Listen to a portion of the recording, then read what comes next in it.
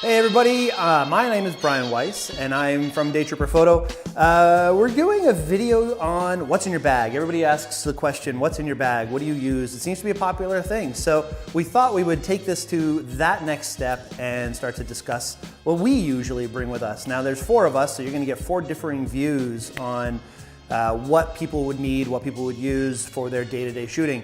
My style of photography is all over the place. With Daytripper Photo, I'm running photo classes, anything from birds of prey to light painting to wrestling photography to any indoor action and so on. But what I really love to do is either urban exploration or the wrestling stuff that I shoot. So what I've got my bag set up for today is actually for what we're doing today, recording a whole bunch of video, but it also applies to my day-to-day shooting styles. So we're gonna go through my bag. I use a Low Pro 450 bag, which is a roller bag, and it's a backpack. So the little back shoulder pieces come out of the back here, and it makes it a very flexible style bag for what I would need. This is what I use as my home base.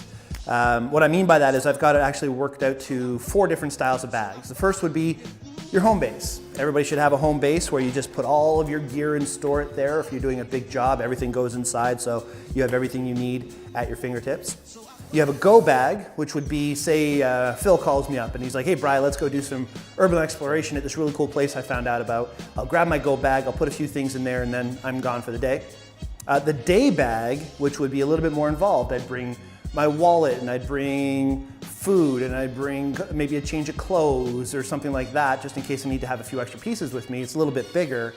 But then I have no bag, and for me no bag consists of my cotton carrier hip holster, which I could just slap onto my belt here, keep my camera on me, maybe one of my lens pouches on the side, and that's pretty much all I would go with. And that would be if I'm going down to shoot at the Christmas market in Toronto, or the CNE with my wife, or maybe Canada Day for Main Street, where I would just grab one camera and off I go shooting for the day, usually my 50mm and my camera. What I'm recording on right now is actually my Nikon D7100. That's what you're seeing me with right now. That's usually in here. That's my baby. I call him the Schwartz. I name my cameras, I'm weird like that. So let's get into this. Let's see what we have. First of all, let's look at the top section, because up here is where I would usually keep a shirt. Never know when you need a shirt. Of course, this is my moose shirt. You gotta always have a moose shirt on you. And then you have my pouch. Now, one of the things that I think people forget about when you're using your camera bag is to keep them clean. So the cool thing I like about these pouches is if you just do this, clean it right out, and now it's nice and clean. You can see stuff accumulates in a bag pretty badly, especially considering I have psoriasis, and just putting my hand in and out of the bag, you're gonna get all kinds of little skin flakes and stuff like that. It's kind of gross, but is what it is, right? It's the reality of life. So there's my little think tank pouch. I usually keep my cotton carrier holster. This is the longer holster, or hip holster, I guess you can call it. Just clip it on your side here, and then the camera can actually literally just clip right to it. So that makes it really easy to go around with. And I always carry a white towel with me because a lot of reasons actually. I've used these little white towels. This is the Tally towel, T-A-L-I-I towel. It's very soft. You can use it like a lens cloth, which is actually a great use for it. But it's also a large enough towel that I could use if I get wet somewhere. I can dry myself off. But also when I'm doing night photography, any light painting or anything like that, having a white towel that you can put on the ground and just lay your stuff on top of gives you a nice contrast, and usually won't forget stuff as you're doing your shoot. You're outside, you put your towel down, you put all your stuff on your towel, and then when you leave, you know you have it all because you can see it very clearly. So white towel, always have a white towel with you. All right, so let's get into the actual bag part and see what else I have here. Now, these bags are phenomenal because there's lots of space on the upper part for all kinds of options, and I'm gonna go into those in a second. But you're gonna see I've got a lot more stuff than I probably should have on a day-to-day basis because you never know what you're gonna run into.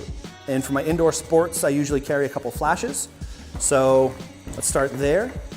I've got the SB700 Nikon flash, and I've also got a 910 when I'm shooting outside or in bigger environments. As you can see, this one, I don't know if you can see this one, but They're pretty hardy little flashes. I actually melted this on my projector.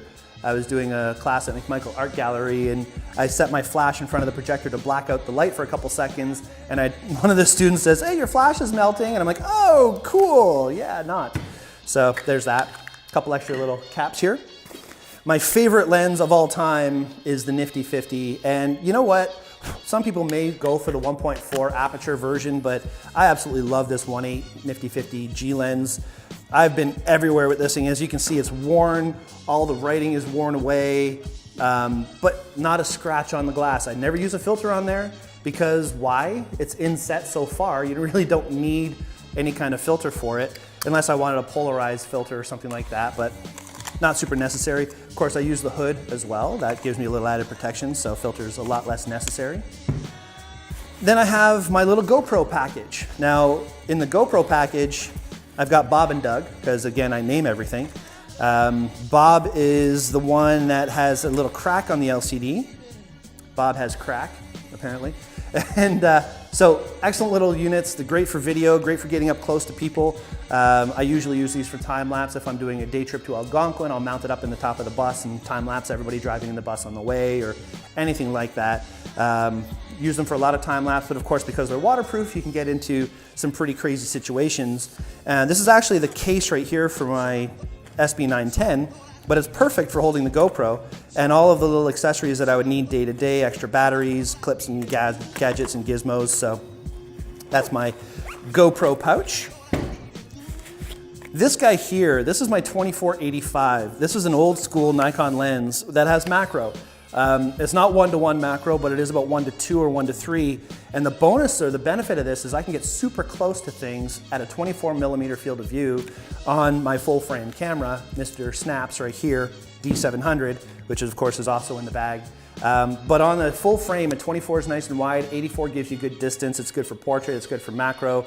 My light painting, this is the only lens I ever use for my light painting stuff because it can get really close and have that wide field of view so I can really work with depth of field. Awesome lens, very sharp. What else do I have here? Oh, I've got Herschel. Herschel, as you know, I name all my cameras. The Herschel is my infrared camera. Actually, Phil named Herschel because Herschel discovered infrared light frequency. And when I had this guy converted, this is a Nikon D70S, I sent it out to LifePixel. They converted it to an infrared camera, and awesome, awesome fun tool to play with. So there's Herschel. Of course, as I mentioned, the Schwartz is now recording. My D7100 is usually in here too.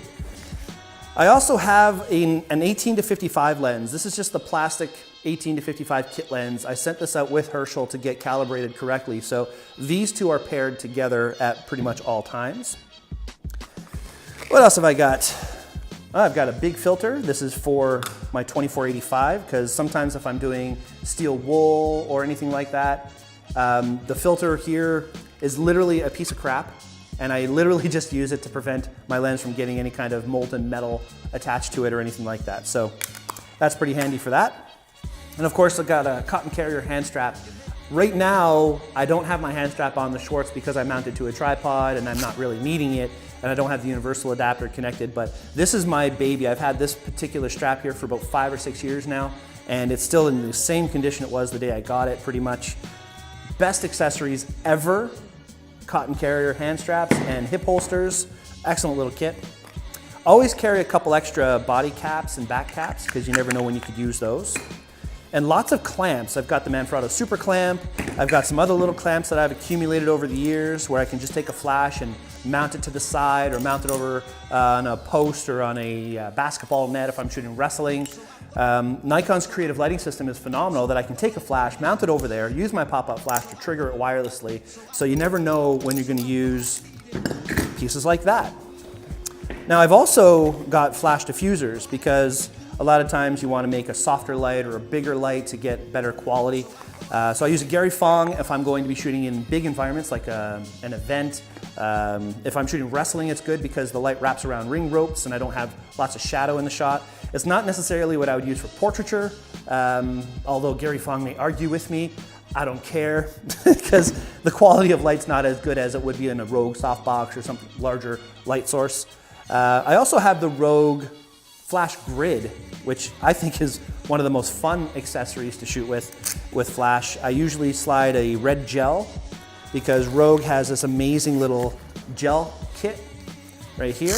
So you can choose all your different colored gels, slide them right in between the Rogue grids. There's two grids, there's a fatter grid and a thinner grid right here. And if you slide that gel in between them, then you're firing out a specific color. So where I really had a good time with that was at the Toronto Zombie Walk, taking pictures of zombies. I'm able to hold a flash over here and take a picture and only have red washing across somebody that looks like Freddy Krueger or something like that. Other than that, other colored gels, a little toolkit. You always want a little toolkit just in case you need to start taking things apart. And that's pretty much it for the main part of my camera bag. All the rest of it is just accessories like remote controls, lots of different remotes, one for my 7100, one for my 700. This is an old cord for tether tools, not tether tools, trigger trap, which is no longer a thing apparently. On the other side, I've got lots of cords and cables which have saved my life many times, even just going to shoot wrestling. If my wife is doing audio for wrestling and they need an extra cord to hook up to a soundboard, usually have a couple extra cords and cables with me. And of course, you should always have some sort of protection. So I have the rain poncho, I have a couple rain sleeve. Running day trips, I usually have a couple extras for my clients in case it does start to rain. Never had to use them because weather's always good for Daytripper. And a road map of Ontario. Now, this is a little bit before the whole cell phone maps thing that I have on my phone all the time, but it's come in handy. There have been times where there's no reception when we're up north in Algonquin, and it's nice to have a little road map handy. Other than that, just a few more cords, maybe a few more tools, Allen keys for my cotton carrier, a little compass, because you never know when you need a good little compass if you're lost out in the middle of nowhere. Lens pen. You gotta have lens pen stuff, guys. If you don't have something to clean your lenses, your focusing is gonna suffer, everything is gonna suffer, so definitely have something to keep that clean. Chapstick. Who here doesn't have chapstick? Do you guys have chapstick? Of course you do. Everybody has chapstick. Here is that universal adapter I was telling you about if I want to use my tripod and my cotton carrier, and lots of card readers, pens, tiny little ball heads, things like that that come in handy every once in a while. So that's pretty much what's in my main bag. And of course, every time I go out shooting, I'm doing something different. So I will reconfigure the bag in so many different ways. Now, what I would suggest if you want to learn about how to reconfigure your bag is check out our other video, our Did You Know, on using a proper bag. But this is it for today, guys. This is what I have with me. Lots of fun stuff, always something fun to shoot. And with this kind of equipment, if you can think it, you can do it. So thank you so much for watching what's in my bag. And thank you to everybody who contributes to our channel. And please, if you like what we're talking about, like our video, subscribe to our channel, and share this with some friends. Let other people know that we're doing this because it's a lot of fun. Thanks so much, guys. Take care. Bye-bye.